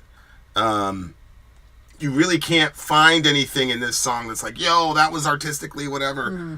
But that wasn't the point of this song. I appreciated his passion. I appreciated all of it. I just think that if anybody wants to see why, and look, guys, the kind of secularism that I'm talking about has about 5 to 10 years left. I mean, it's already pretty much dead because the left has now turned into the right. You know, when I was growing up, the right wing were the ones moralizing and pointing fingers at people and trying to make them feel guilty for being human. Mm-hmm. And now it's on the other side. Mm-hmm. Yeah, interesting. You did this, you misgendered me, you did this, you did this, you did this, you did this. Everybody's got to feel... Yeah. It's because there's no atonement. There's no way to atone. Mm-hmm. So now you got Caitlin Clark, the white basketball player. She clearly was the best person in the league, in my opinion. She started talking about white privilege and blah, blah, blah, and her affecting the league or whatever. And there's been a backlash to her. And one of the guys said, there's never going to be enough.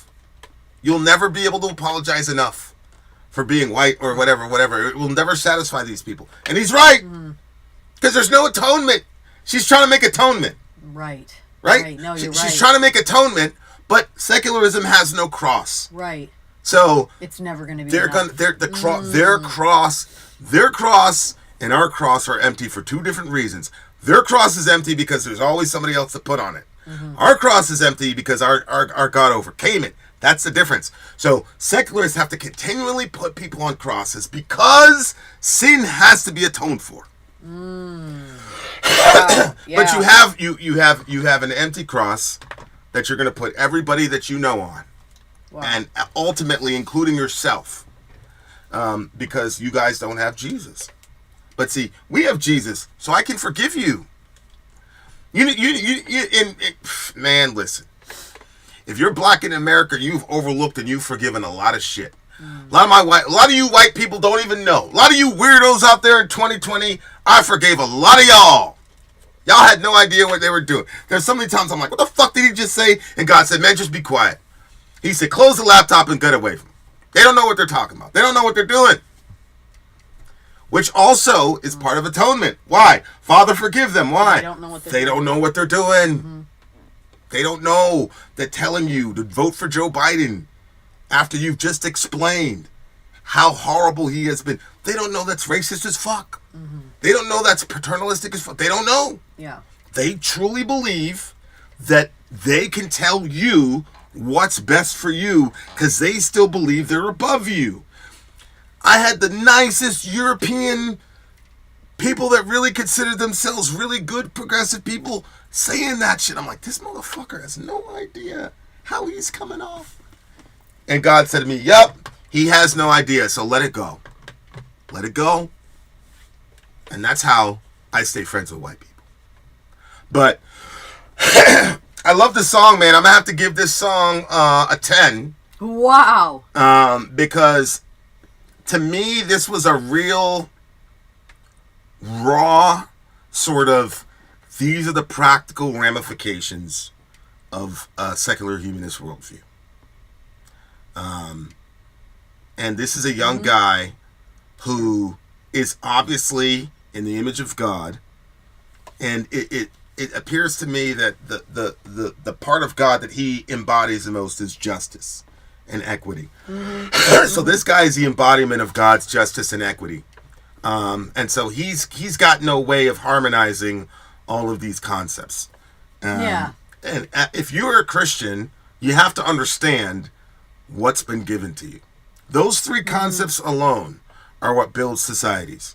Those three concepts alone are what build families. That's what builds relationships and maintains them.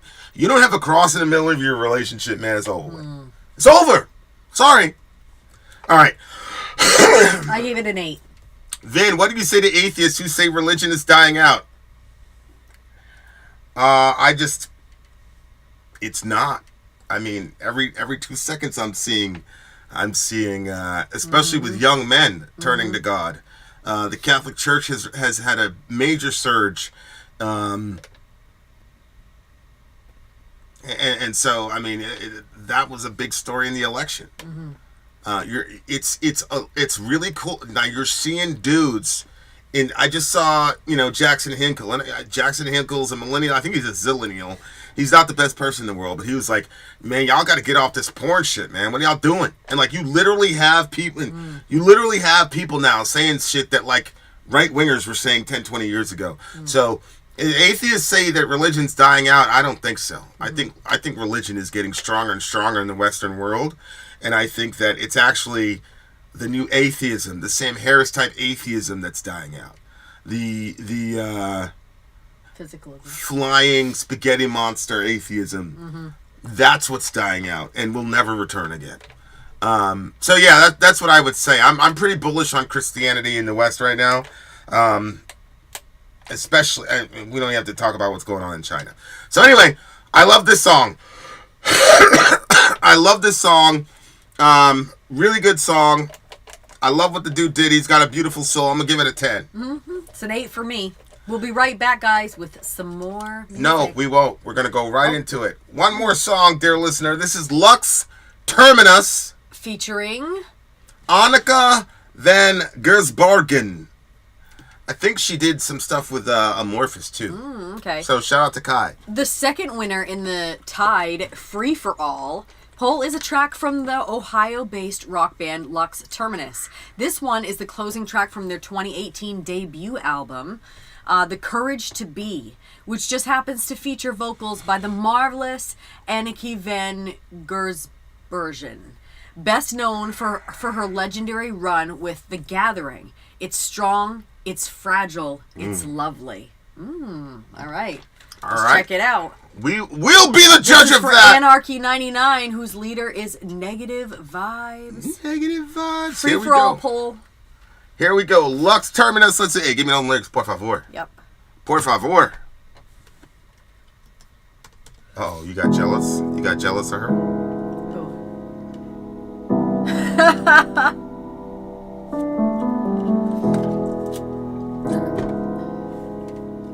You have the lyrics?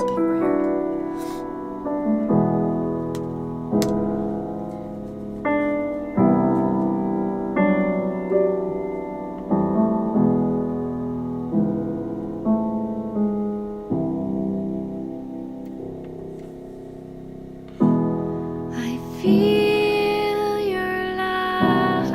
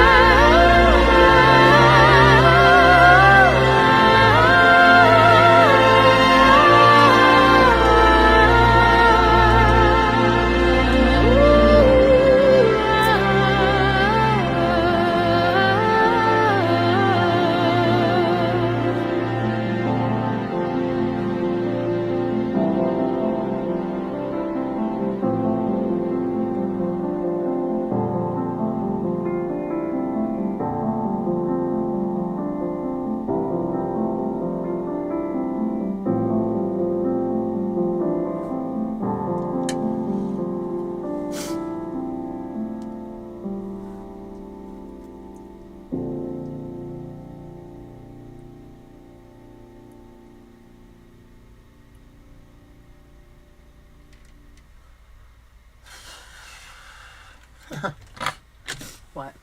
So funny. The previous song I said, We're not on mute, right?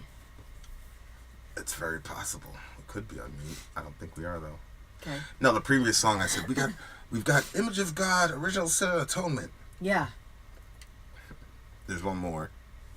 Right? Resurrection. Oh, yeah. Looks like somebody died. You can't stay through the night, so take your flight. I need the strength to be alone. Yeah, man. That,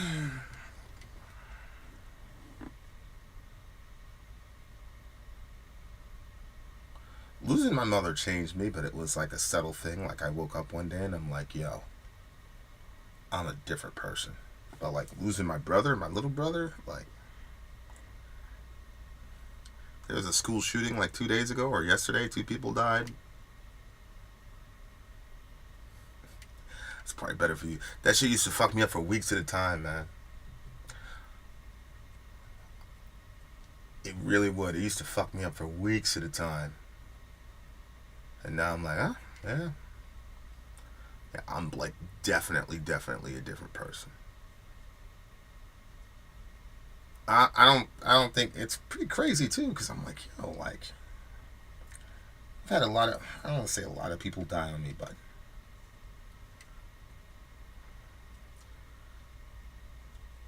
not somebody I was supposed to take care of.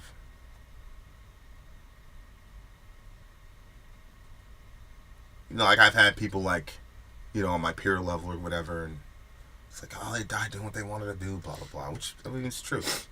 It's just true. But not somebody I was supposed to take care of. So, yeah.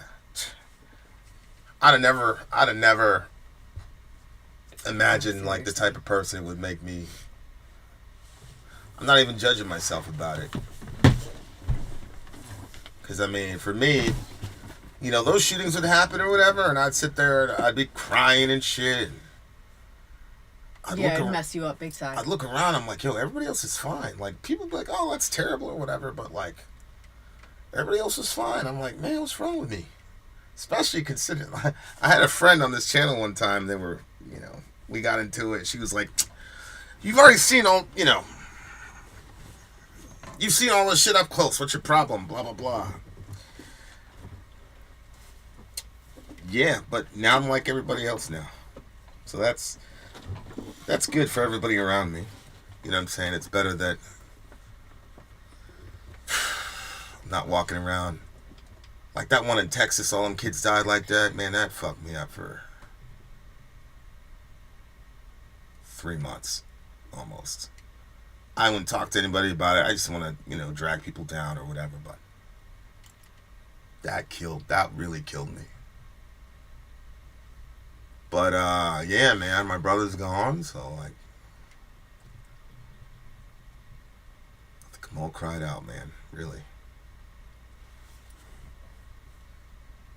But I don't know, like maybe that's part of me trying to choose life, like. But yeah, I don't know. I'm bitching about all those people never helped anybody anyway, so.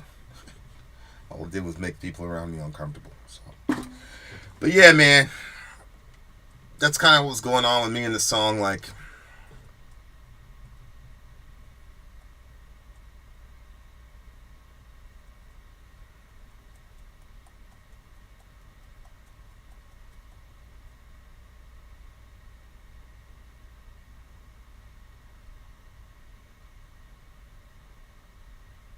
anyway. How'd you well, her voice is sort of angelic, entrancing, sort of like very pretty set, but it feels light. Dwayne. Vin was supposed to text me when the stream starts. I always confide in Vin. If I was Caucasian, he would pay attention to me. It doesn't matter what the fuck we're talking about. Dwayne's always, I could always count on my homie Dwayne. Wallahi, I was about to actually text you, bro. I was looking at my thingamajiggy, but I haven't put him down in my computer yet. So I don't know which number is hit. Yes, she featured with Amorphous in few of their songs. Go ahead. Yeah, so when she was saying, I feel your light, it's drawing near, I see your light as you appear. I definitely can see what you're saying as far as your interpretation. I was just thinking of like, somebody having like this sort of spiritual experience, and it could, at the beginning, it could have been either one, whether it was like a good spirit or a bad one. When she says, I know you can't stay through the night, so take your flight. But then when she said, I need the strength to be alone, I think that was sort of the point where it's like, okay, she's alone now. So then I see your interpretation. Because I was a little bit confused at that ending part. But I liked, I think that, one of the things that is, when you're watching somebody grieve, and I've got two people, a friend of mine whose husband is gone. And then obviously you're grieving, and like, you're like in it, but you're not in it because I don't feel it like you. I don't have the memories that you have that go back as far as, you have them and all that. So you're a lucky man. But like watching somebody grieving is, it's an intense process for them. Like it looks like sometimes they're, I guess. Oh, it's you it's like watching somebody drown on air. I know that doesn't make any sense, but that's what it looks like. And so, the way that she describes it, the sound of her voice when she's singing it and stuff, like, I just thought it all fit really well. I definitely liked her ending where she said, I will choose life. Because I think that, like there's days where I can see like you're making a willful decision to like put one foot in front of the other. You know what I'm saying? Like, and it definitely, so when she said that, it reminded me, you know what I mean? Like, I think that there are certain points in life where stuff gets to a certain point where you're like, no, you have to actively choose to take the positive, to choose life, to choose, you know what I mean? Because it's much easier to want to escape She said, so I can't even escape out of the cold, you know?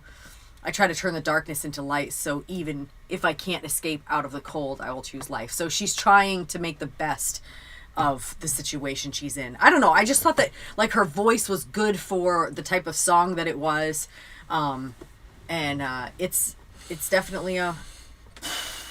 That's a crazy... Yeah, the courage to be. Yeah. That's a good line. Yeah, I mean, yeah.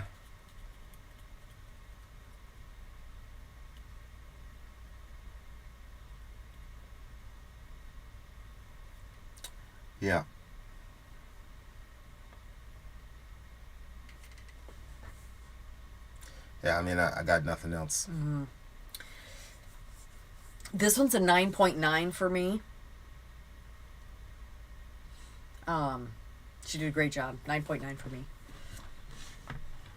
It's a good song. It's sound count for me. All right, guys.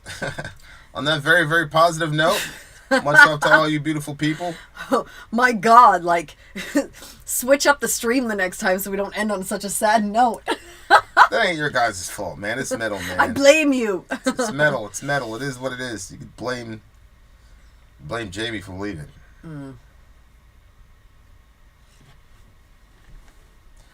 I don't blame you, little bro. I get it, man. For real. All right, guys. We out of here.